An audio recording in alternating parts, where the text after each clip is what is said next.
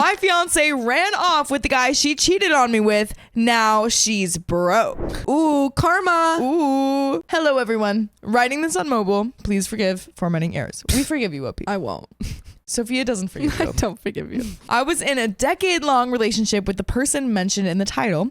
We have a child together who's in the first grade. Recently, I discovered she was siphoning from our daughter's money I would put away every month, like school fees and savings, as well as using her salary to fund expensive hotel and guest house stays with one of her employees under the guise of work. By the way, this comes from throwaway_repeater on the r/OKstorytime subreddit. I called her out on this as soon as I found out. And her new guy's reaction was to send people to my house because she gave him the address, I would later find out, to clean up everybody living in it, for lack of better terms. I wouldn't include this if not a necessary part of the story. Please forgive it if it treads any lines with the sub rules. Her reaction to that, I antagonized him by confronting her, so no foul in her book. I am blowing it out of proportion despite multiple voice notes and text messages. I kicked her out of the house due to obvious danger in this, and her new guy cannot help her with a place to stay. Without giving too much away, she earns less than half of what I do, and he earns a quarter of what she does. So they can't support each other. Not at all. Their work. Not at all. She's currently couch surfing around her friends and relatives' places while he allegedly lives with his mother in a studio apartment. Recently, she's contacted me to ask me to co-sign on a lease with her as she doesn't have any other options. And while I want to help her because I care about her, I also feel she has made her own bed and should lay in it alone or with that guy. The consequence of all this up and down is that legally he's not allowed anywhere near our daughter anymore, so the two of them moving in together would likely mean she cannot see our daughter anywhere. She knows this, and this is partially why she asked for my help, as if the other guy signs with her, he will want to move in with her. Should I feel bad and help her out? Should I tell her this is her doing and leave her to her own devices? Terribly conflicted. What do I do, guys? And there is an update, but what do we think so far? This is a little tricky because, like, obviously she's at fault for these things here, and you don't owe her anything. Yeah. But it's also kind of figuring out how to co-parent and how to, you know, like have your daughter's mother be in her life. Yeah. Like, again, like you don't owe her anything. Maybe Angel move would be to help her out a little bit. Thank you for your advice, everyone. There are simply too many comments to respond to them all. I have a small update to share with you. I'll make a full-blown post probably a week or so from now, depending on how things go. My now ex has voluntarily checked into a shelter/home for women whose lives have come off the rails tonight, and after speaking with them, they've assured me that she is indeed there tonight and that they test for drugs as a part of the administration process and as part of the ongoing board and lodging requirements.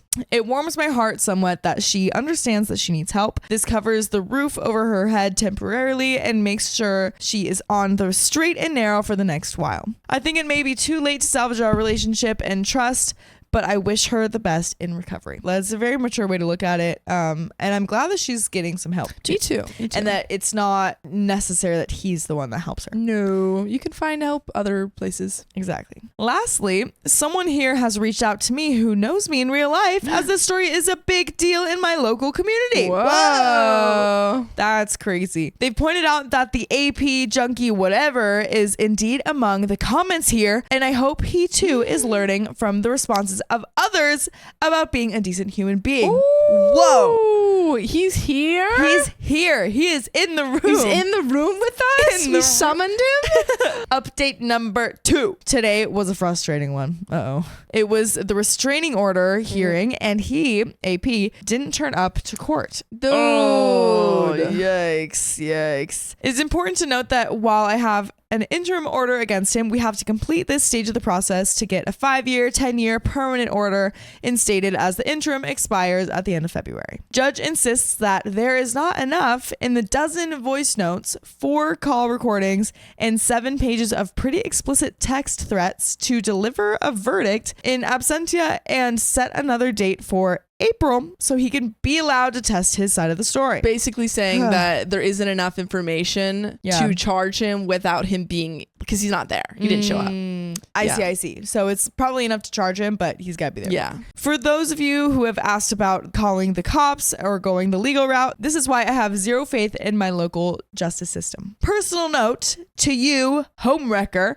I know you are here reading this and posting snide comments. My ex, your new puppet, has told me as much, and looking at them, it's obvious to me. You were a big man when you made direct, repeated threats of what you wanted to do to a little girl, which I won't go into the content of here, but we both know you meant more than the cleanup act you promised. If you are not man enough to sort this out as men supposedly do, at least have the cojones to explain yourself to myself and the court. Tell everyone here and see what these folks make of it for some free peer review opportunities before we see the judge. Thank you again, everyone, except you, AP. See you in court. Update number 3. Hello, everyone. I know I promised an update sooner, but there were many more twists in the tale after the last post. Love to hear it. And I've been busy trying to keep my and my daughter's heads above water. So, some old stuff. AP, 31 male, no-showed once again on the court date, and they furnished me with a cop-out order. So basically, if he approaches me or turns up at my house, etc., I can have him arrested.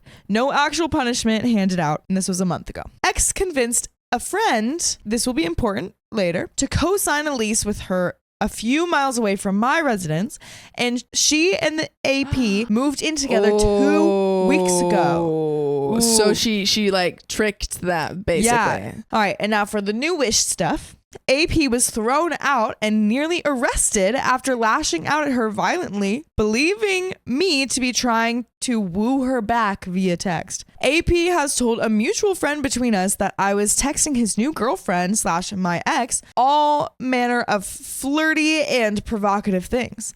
I knew nothing about this, and this was a week ago. I find out that she had my name saved as a smokescreen on her phone. The friend she co-signed with was the person she was really exchanging inappropriate texts with. He was framed. So there were texts, but it wasn't to the actual OP. So she's double cheating. Yeah. When AP looked through her phone and found my name sending nudes, etc. in her messages, he flipped out and confronted me over the phone. Thank the Lord for WhatsApp screen share. I quickly showed him that I had nothing to do with any of that.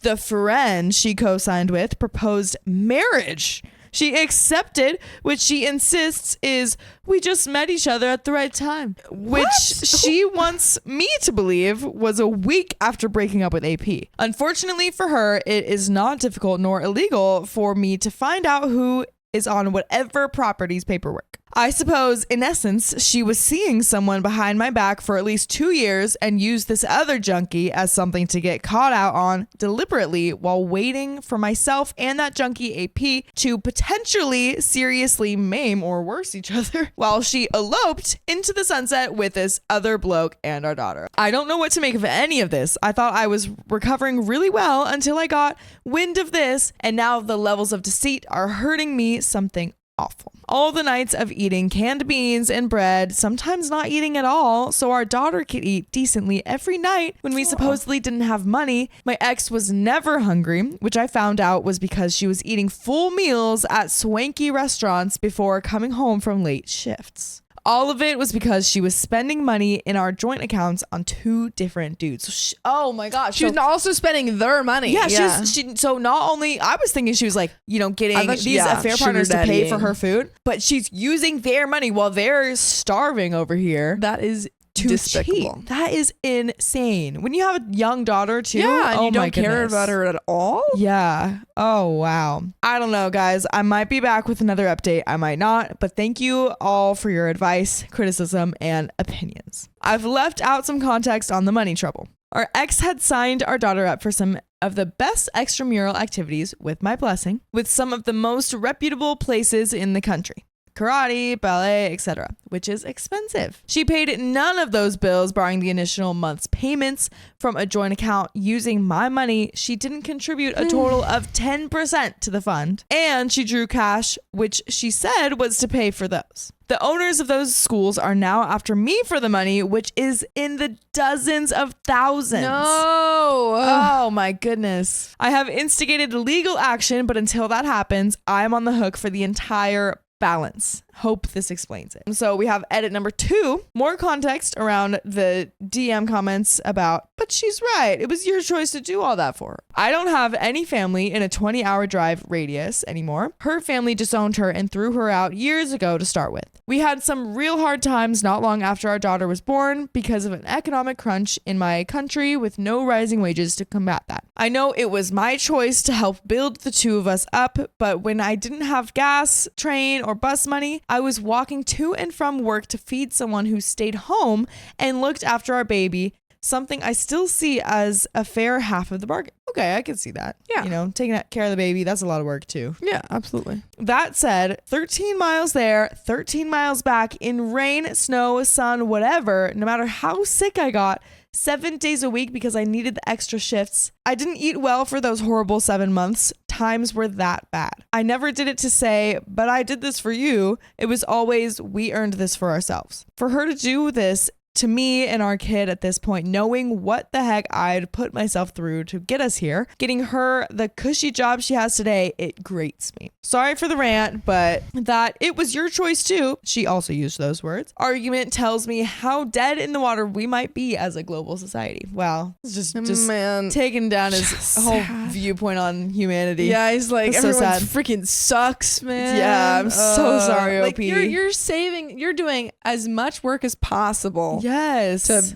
To look after your wife and kids, or your partner and kid, and she's just taking that money. This is a 2-parter. Forgive the second update post, but there's a new question at the end. These 2 things tie into each other, so rather one post for everything, right? There's this here and an AMA that will be hosted on Twitch this Sunday. Details to follow at the end of the post. Well, good plug, dude. My apologies that this is a lot less exciting than the previous parts, but I've seen enough questions in the DM to make me post this. So my current situation. X and I are on speaking terms when it pertains to our little one. That's fair. That's nice, yeah. While it has not been much, she has contributed somewhat to her tuition and school costs over the last 2 months. For reference, the current split on the essential costs is approximately 85% from me and the remaining 15% from her. She and the original AP co-signed on a lease about 10 minutes drive from my house, and just about a month later, they broke up. She was almost immediately engaged to someone else. He seems to be nice, to be fair, and the original AP was out of the picture. These people all work for the same company, and it seems that she's the manager. I know this for a fact with the original AP. Not certain whether the new guy reports to her as well. Working my day job 50 to 60 hours a week and doing a whole lot of side jobs to make